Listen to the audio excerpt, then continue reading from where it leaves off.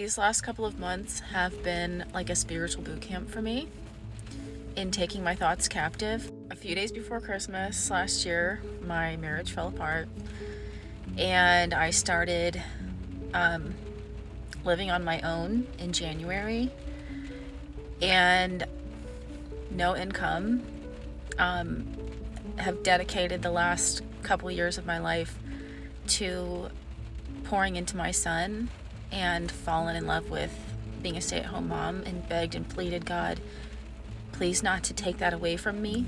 Not knowing at all what I'm going to do, how I'm going to pay rent, how I'm going to pay utilities, my car. So the whole month of January and February, I held on to God's promises, and I spent this lonely time with Him. He began to transform wrong thoughts and wrong beliefs in my mind. I had a lot. I was full of worry.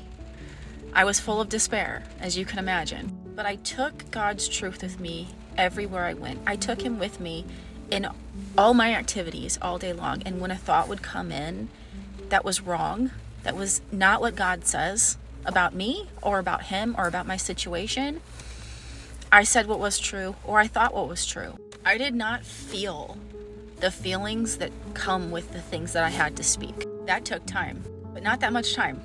As I began to resist the enemy constantly, I started to have joy pour in. I started to feel real confidence.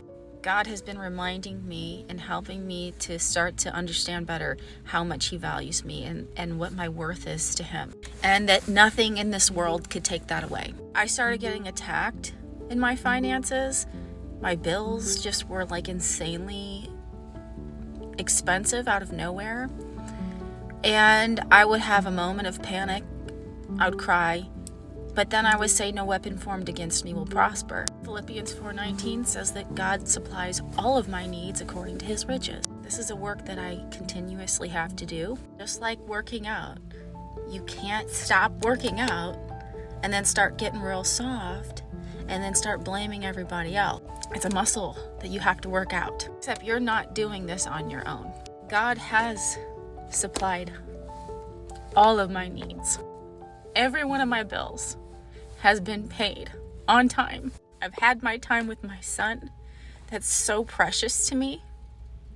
And I can truly tell you that in every promise that He's given us, He's faithful. It is literally the truth that is setting me free.